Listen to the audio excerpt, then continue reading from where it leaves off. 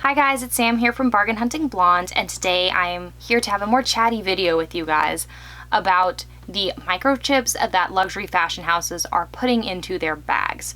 So as we know, LVMH, particularly Louis Vuitton, has already started with this in a lot of their bags, so you will no longer see that little tab with the date code in it.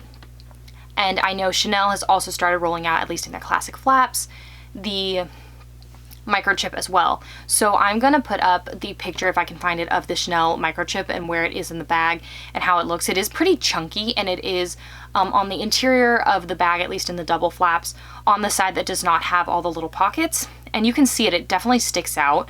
The Louis Vuitton microchip, I think, is more embedded in the bag, so I have not personally seen any pictures where people have been like, this is the location where the microchip is.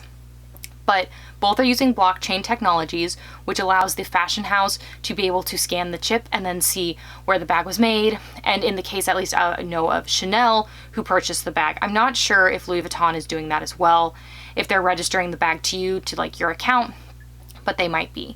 I do know with Louis Vuitton that the microchip is not scannable by the individual who buys the bag, even if you get one of the apps on your iPhone that allows you to scan microchips. Louis Vuitton is only using their specific app, and that app is only available to client advisors, as they call them, in the store. So that is an interesting point for Chanel. I am not sure if they are going to allow users, or purchasers, I guess I should say. I just say users a lot because I work in tech. Purchasers to be able to scan it on their own. I have not heard, but I did hear about the new, like, almost like platform, I think that's what we'll call it, platform, that they're launching that is called, I think it's My Chanel. It is French, so something like that, where you do actually register the bag to you, and then if you want to transfer ownership of your bag, so say you're selling it, you have to go online and tell them that you're selling it and transfer that ownership to someone else. So let's start first with Louis Vuitton and kind of or I guess both of them in general, and the problems I see with them. So number one, I think for me, is that this is supposed to stop the resellers from being able to purchase so many bags because they'll have to register them to themselves. They'll be able to see that they are going over the purchase limits. But I don't think that that is going to stop certain sales associates and certain resellers from being able to purchase lots of these bags and resell them for more than retail on the market. I think that there already are purchase limits in place, and they already have accounts where they're tracking what you're buying, and they're still allowing these people to buy tons of bags.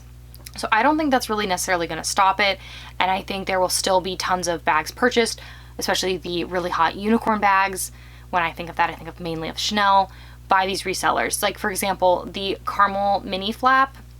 I know I personally follow some resellers, and just because like sometimes you can't get items even if you try to pre-order them from Chanel, and they'll get like 10 of the bag, and you're just like, I just want one for my own individual use. Like, how did you get 10?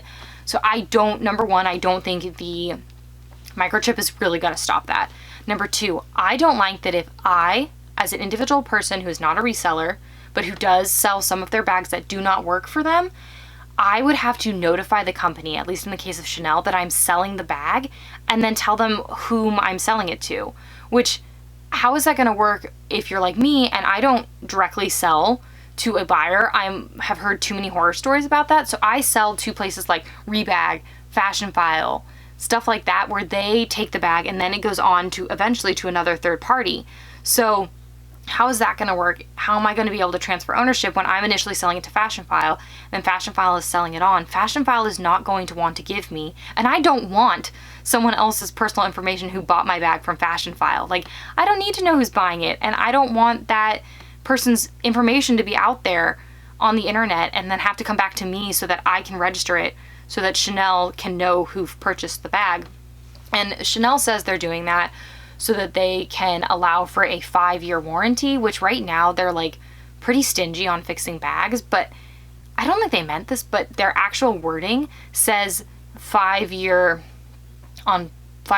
guarantee on black bags. I don't know if they meant black bags as in like just their classic bags, or if they literally meant it like we're only warrantying the black classic flat bags.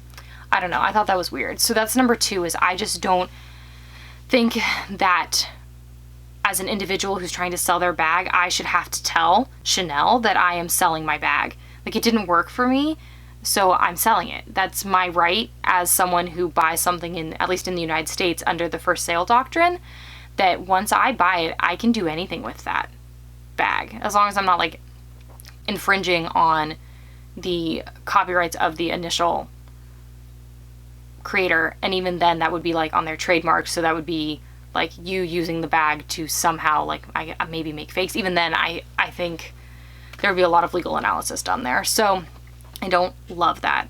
3 for me, again, is someone who likes to purchase on the Preloved Market. It makes me worrisome that the bags are just going to have a chip that I cannot, you know, translate at all. Like, I can't personally scan, Fashionphile can't personally scan, Rebag can't scan, like none of us can scan. And I understand that there are lots of other factors that go into authenticating a bag, such as stitching, materials, just like actual construction of the bag. I understand there's lots more and they can look at that, but it was nice to also have the date code and, you know, any sort of other stamping in the bag, and now you don't have that date code stamp. And that was always one of the things I saw with like fakes, obviously not super fakes, but just fakes in general. A lot of times that date code would be off. It wouldn't make sense when you try to translate, stuff like that. And that was a really good indicator that the bag was fake. So I think that that is definitely going to have some sort of effect in the Preloved Market. I don't exactly know what will happen. I don't know if these brands might allow other people to be able to scan the chips, but then if they do that, then they're enabling the super fake market to get even better. So I understand why they're not allowing just anyone to scan their chips. It's just hard when you're buying a bag, and if it doesn't work for you and you want to resell it, you just have a lot more hurdles to get there. And I'm sure that's on purpose, because these companies, instead of embracing the Preloved Market and kind of doing like a certified pre-owned like you do when you buy like a BMW or a Mercedes, they are instead just trying to like shut down the Preloved Market, which I don't think is a good idea, because I think the Preloved Market has allowed their bags to have even more value. Like, I will never forget this. I was talking to an SA and I was kind of complaining about the Preloved Market and how it's made it really hard for me to just get one bag. Like, I just want one for myself for my personal collection. And she was like, but when you think about it, the resellers have just made your bag so much more valuable. I was like, yeah, that's true actually, because now my bag's not just like, it is actual money if I need to sell it. Like, it has a value. And that's true, but it doesn't mean that I don't know, it doesn't mean that I like completely want all of this crazy reselling to happen, but I also still want there to be a Preloved Market. Like, I do think the Preloved Market is important. I think it is a great way to encourage people to buy actually authentic pieces instead of buying fakes, because you can get some, you know, they might be a little more damaged, but actually authentic pieces for good prices. So I think I personally don't have an issue with actually my bag being chipped. Like, I don't think they're tracking me, because plot twist, guys, if you have your phone in your pocket anywhere you go, you are being tracked by many, many apps on your phone, even if you turn off location services, just so you know. Yeah, just trust me. And there's many articles out there that you guys can go read about that. So like, I'm not worried that my bag is tracking me. Even if it was, I'm being tracked by other things. I'm not wearing it right now, have a Fitbit that has a GPS in it, so like, definitely being tracked.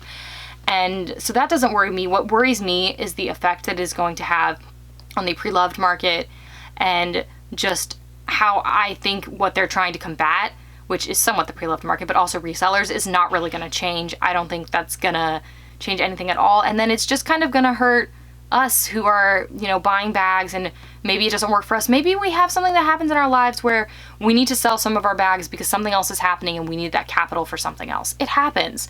But now we're going to have this weird, like, well, can I just sell it to Fashionphile right away? Like, how do I transfer ownership?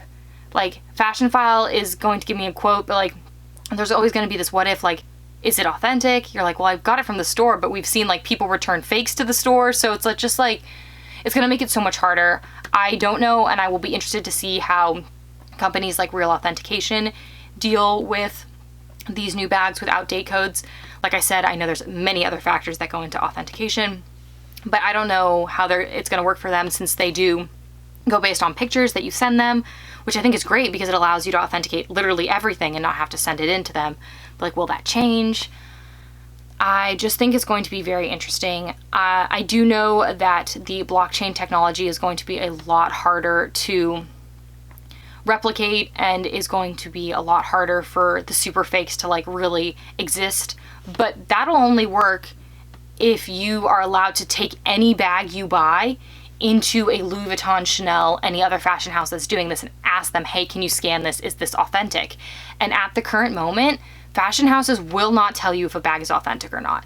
That is not their job. They are not allowed to do that. If they do that, they're not supposed to be doing that.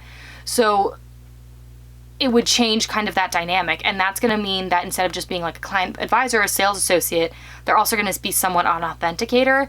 And what if they say, oh yes, this bag is authentic, and that's just because some super fake has figured out how to decode the blockchain and exactly copy it, which from what I understand isn't really possible, but that tech is like a little above me at the moment. So I just think it's going to be a really interesting change in the market, and I think it's going to end up hurting a lot of individual buyers and people who individually sell their stuff than the resellers or the pre-loved market, honestly, which is unfortunate because, you know, sometimes you gotta sell a bag. Sometimes it doesn't work. I have learned that this year. I have so many bags. I have had so many requests for a collection video. I would be filming for days and we would be here for at least 3 hours. It is ridiculous. And that's why I'm selling things, because I don't need this many bags. But what I have the ability to sell my bags if they have chips in them. I don't really know. And as I said, that's like completely against like very solid for sale doctrine law in the United States. So we'll see what happens, but that is my take. I would love to know what you guys think about this whole microchipping things in bags. If you have any more insight, or if anything I have said you've heard differently, please let me know, because a lot of this is kind of like hearsay and talking to different sales associates who say different things. There are some great articles, which I will link down below, online, but they're mainly about Louis Vuitton's microchipping, which seems a lot less controversial to me than what I understand Chanel is doing. So I'd love to hear what you guys have to say. If you're not comfortable putting in the comments, please feel free to DM me on Instagram. I love to chat with you guys. If I don't get back to you right away, it's because the spam filter will catch some of you guys who I've not talked to before, and then all of a sudden I feel bad because it's been like 6 days and I didn't realize that I had a DM from you guys. So if that happens, feel free to like comment on one of my latest posts and then I'll see it and then I'll go find your DM. But if you guys want to see more videos like this when I'm talking about kind of updates in the handbag industry, please make sure to follow me, hitting the subscribe button down below and the notification bell so you get notified every time I upload a new video, which is twice a week on Mondays and Thursdays. Okay, apparently I'm struggling with this outro. If you want to see how I style my bags, please make sure to follow me on Facebook, Instagram, my blog, all of which are linked down below. I also repost a lot of this stuff when I find out about it, like right away in my story, so that you can keep a little more up to date with what's going on. Thank you so much for tuning in today, guys, and I will see you in my next video. Bye, guys.